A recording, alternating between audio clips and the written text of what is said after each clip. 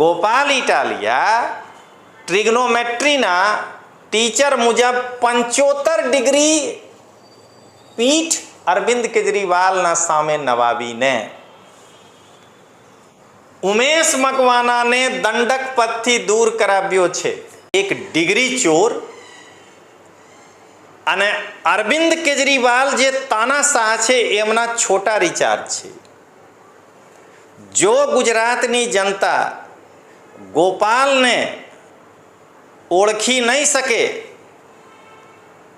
તો ગુજરાતમાં અરવિંદ કેજરીવાલના ચરણોમાં રહીને ગોપાલ ગુજરાતના વહીવટ ચલાવશે અને જેટલા ચાભી અરવિંદ કેજરીવાલ ગોપાલના કાનમાં ભરશે ગોપાલ ટે ટે ટે ટે ટે ટે આટલું જ બોલશે.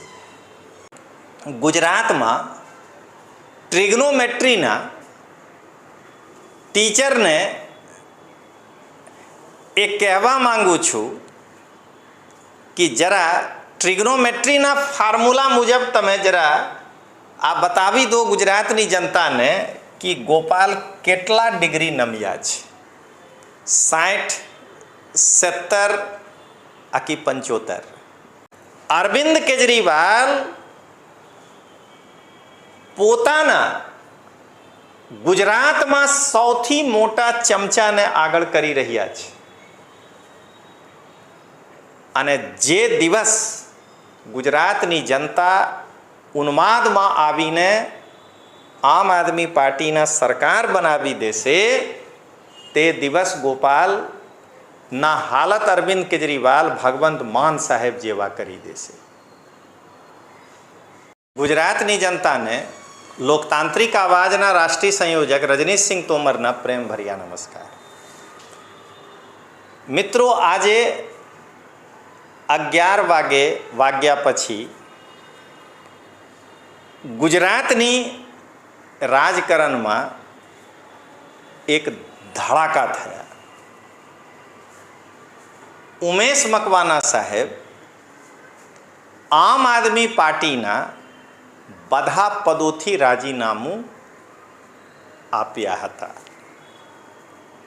આજે હું આના ઉપર વિડીયો બનાવી રહ્યા છું કે આ બધા કાર્યક્રમ જે તમે આજ સવારથી જોઈ રહ્યા છો આ બધા આ પીઠ નવાવીને ગોપાલ અરવિંદ કેજરીવાલને આ નાટક કર્યા છે ગુજરાતમાં. તો આજના વિડીયોના શીર્ષક છે કે ગોપાલને મળ્યો ચમચાગીરીનો પ્રસાદ. આ જોઈ લો કેવી રીતે અરવિંદ બસ થોડાક ઝૂકે આખી સરસો તેલ પોકેટ से નિકાલીને પગ દબાવના શરૂ દબાવવાનો. આ જોઈ લો બસ આ છે. સાર્વજનિક રીતે જો આટલા ઝૂકી જાય તો એકલા કમરામાં તો સીધા જઈને પગ દબાવવાનું શરૂ. કેજરીવાલ સાહેબ તમે તો ડાયાબિટીસ છે, પગમાં ખેંચાણ આવતા હોય, આવો હું દબાવું છું. આજે પ્રૂફ થઈ ગયા છે, જોઈ લો.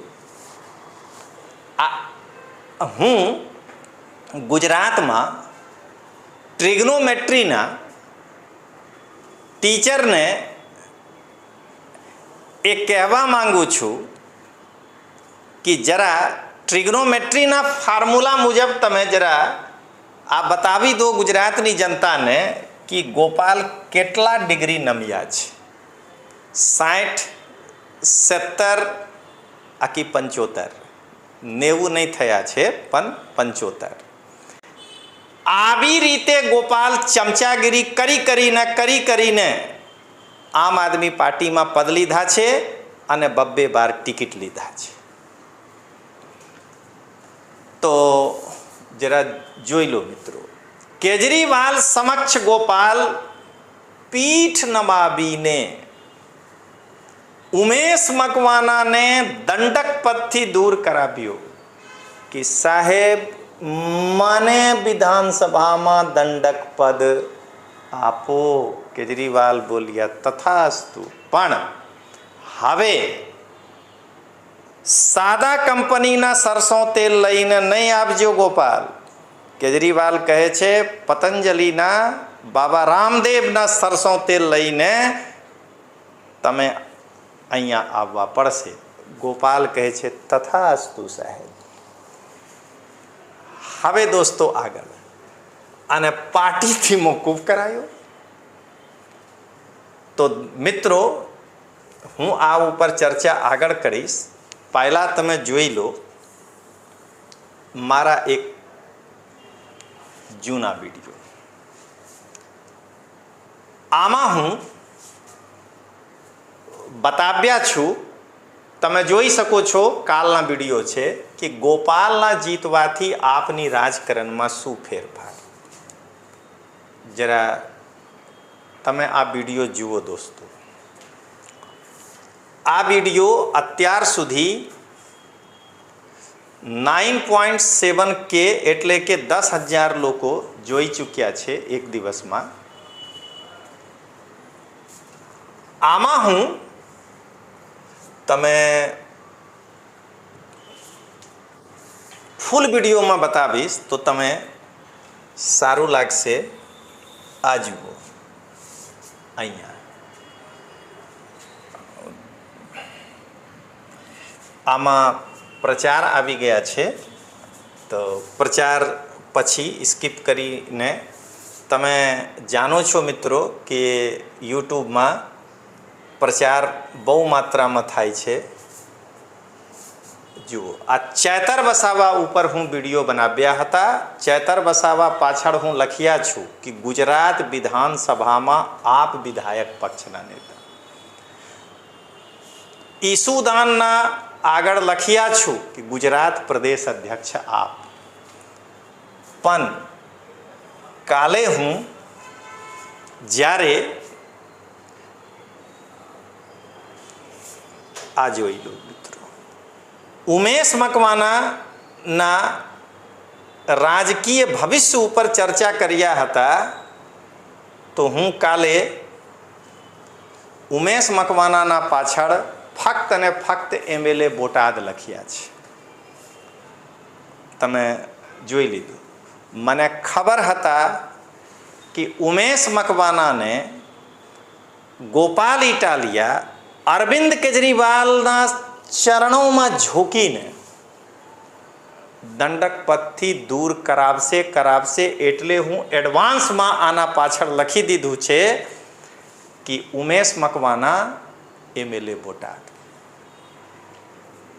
મિત્રો તમે જોઈ લીધો યા જોઈ શકો છો આ વિડીયો મારા. આમાં હું કાલે શું બતાવ્યા છું કે ઉમેશ મકવાણા વિસાવદરમાં ગોપાલ ઇટાલિયાને જીત્યા પછી ક્યારે ઇસ્તીફા નહીં આપે. કેમ કે જે બી રીતે ભૂપત ભાયાણીના રાજીનામા આપવા પછી ગોપાલ ઇટાલિયા ઉમેદવાર રૂપે વિસાવદરમાં આમ આદમી પાર્ટીના કેન્ડિડેટ બન્યા. આવી રીતે જો ઉમેશ મકવાણા રાજીનામા આપી દે તો ઉમેશ મકવાણાના સમાજના વ્યક્તિ રાજુ સોલંકી જે ભાવનગર વિધાનસભાથી એક વખત હારી ચૂક્યા છે, પણ કોલી સમાજમાં એક સારું નામ છે. રાજુ સોલંકી બોટાદથી લડી શકે છે. મિત્રો જો મને આ ખબર હોય તો શું ઉમેશ મકવાણાને આ ખબર નહીં હોય? તો ઉમેશ મકવાણા કેમ ઇસ્તીફા આપ્યા છે? દોસ્તો જરા તમે સાંભળો. ઉમેશ મકવાણા કેમ ઇસ્તીફા આપ્યા? જો ઉમેશ મકવાણાને ખબર છે કે જો હું ઇસ્તીફા રાજીનામા આપી દઈશ તો રાજુ સોલંકી ઊભા થઈ જાય, તો ઉમેશ મકવાણા ઇસ્તીફા કેમ આપે? તો મિત્રો તમે આ જોઈ લીધું. હવે હું આના પાછળ લઈ જાઉં છું. મિત્રો તમે જુઓ તો હવે હું આ વિડીયોને પાછળ લઈ જાઉં છું. આ જોઈ લો. હવે દોસ્તો પંચલાઈન. ઉમેશ મકવાણા આજ સુધી આમ આદમી પાર્ટીના ગુજરાત વિધાનસભામાં દંડક હતા. દંડક એટલે બહુ પાવરફુલ પદ હોય છે. હું યુપીએસસીના વિદ્યાર્થીઓને માર્ગદર્શન આપું છું અને મારા માર્ગદર્શનમાં બહુ વિદ્યાર્થીઓ સફળ થયા છે અને હું બંધારણ વિષય ભણાવું છું. દંડક એને કહેવાય જો કોઈ મુદ્દા વિધાનસભામાં ચર્ચામાં આવે તો દંડક આદેશ જારી કરે કે આના ઉપર પક્ષમાં બોલવાનું છે આ કે વિપક્ષમાં બોલવાનું છે. આ જો દંડકના આદેશને અવહેલના કરે તબ 52 બંધારણીય સુધારા મુજબ તે વિધાયક અથવા सांसद ઉપર પક્ષ પલટા કાનૂન લાગી જાય. ગોપાલને આ જોઈએ. ગોપાલ ઈચ્છતા હતા અને હવે હું કહી શકું છું કે ગોપાલ ઈચ્છે છે કે જે 5 ધારાસભ્ય છે આ બધા મારી મુઠ્ઠીમાં આવી જાય. હું ગુજરાતની જનતાને એ કહેવા માંગુ છું કે અહીંયાથી સરમુખત્યારશાહી શરૂ થાય છે. મને ખબર છે કે આમ આદમી પાર્ટીના મંદ ભક્ત મારા ઉપર બહુ કોમેન્ટ કરે છે પણ મારા ઉપર કંઈ ફેર નહીં પડે કેમ કે હું જાણું છું કે આમ આદમી પાર્ટીના સમર્થક હોય યા કોઈ જનતા તે ભાવુક હોય છે અને ભાવુક વ્યક્તિને કોઈ પણ ડિગ્રી ચોર પણ દિમાગથી મગજથી સયાના વ્યક્તિ એમને ઉશ્કેરીને પોતાની તરફ જાતના આધાર પર કશું લોભ લાલચ આપીને પાર્ટીમાં મારું વર્ચસ્વ છે હું તમને ટિકિટ આપીશ અથવા ટિકિટ અપાવીશ આ કહીને પોતાના પક્ષમાં કરી શકે છે. એટલે હું પોતાના વિડીયોમાં કોઈ પણ વ્યક્તિ ખરાબ લખે કે સારું જવાબ નથી આપતો. કઈ લોકો લખે છે કે તમે ગુજરાતી નથી આવડતું. ગુજરાતી આવડે છે અથવા નહીં પણ રજનીશસિંહ તોમર ગુજરાતી શબ્દ અને ગુજરાતી ભાષાથી પ્રેમ કરે છે એટલે એક હિન્દી ભાષી થઈને ગુજરાતીમાં પોતાનું વિચાર રજૂ કરવાનો પ્રયાસ કરી રહ્યા છે. અને બીજી રજૂઆત જુઓ ને એક પણ આમ આદમી પાર્ટીના પદાધિકારીઓમાં તાકાત નથી કે રજનીશસિંહ તોમરના રજૂઆત પર એક પોસ્ટ કરીને આ કહી શકે કે આ તમારું રજૂઆત ખોટું છે. નહીં કહી શકે. મને ખબર છે આજે હું ક્લિયર કહું છું કે મને ખબર હતા કે ગોપાલ જીતી જશે. હું 22 તારીખના રોજ ક્લાસમાં કહીને બહાર નીકળ્યા હતા કે 17,000થી ગોપાલ જીતી શકે છે પણ હું જે ટેબલ બનાવ્યા હતા ચાર્ટ આ ચાર્ટમાં ધોખાબાજને સામેલ નથી કર્યા હતા. જે લોકો અંદરો અંદર ધોખા આપ્યા છે. એટલે હું આમાં આ એનાલિસિસ નહીં કરી શક્યા કે ગોપાલ એક જ્ઞાતિવાદી છે એટલે લોકોને જ્ઞાતિવાદના ઉન્માદમાં લાવીને પોતાના પક્ષમાં કરી શકે છે. પણ મિત્રો તમે જોઈ લો, મારા વિડીયો બનાવ્યા પછી એક પણ અગર ગુજરાતના યુટ્યુબર હોય જે પોતાના વિચાર 22 તારીખના રોજ નહીં બદલ્યા હોય તો કહેજો. બધા બોલવા લાગ્યા હતા કે ગોપાલ હારી શકે છે, ગોપાલ હારી શકે છે. તો મિત્રો આજે હું અંતિમ વાત કહીને પોતાનો વિચાર આજ માટે સ્થગિત કરું છું કે ગોપાલ એક ડિગ્રી ચોર અને અરવિંદ કેજરીવાલ જે તાનાશાહ છે એમના છોટા રિચાર્જ છે. જો ગુજરાતની જનતા ગોપાલને ઓળખી નહીં શકે તો ગુજરાતમાં અરવિંદ કેજરીવાલના ચરણોમાં રહીને ગોપાલ ગુજરાતના વહીવટ ચલાવશે અને જેટલા ચાભી અરવિંદ કેજરીવાલ ગોપાલના કાનમાં ભરશે, ગોપાલ ટે ટે ટે ટે ટે ટે આટલું જ બોલશે. બીજા પંચ, હું ગુજરાતની જનતાને અવેર કરું છું કે તમે અરવિંદ કેજરીવાલ રૂપી મોહમ્મદ ગોરીને ઓળખો. અરવિંદ કેજરીવાલ પોતાના ગુજરાતમાં સૌથી મોટા ચમચાને આગળ કરી રહ્યા છે અને જે દિવસ ગુજરાતની જનતા ઉન્માદમાં આવીને આમ આદમી પાર્ટીના સરકાર બનાવી દેશે તે દિવસ ગોપાલના હાલત અરવિંદ કેજરીવાલ ભગવંત માન સાહેબ જેવા કરી દેશે.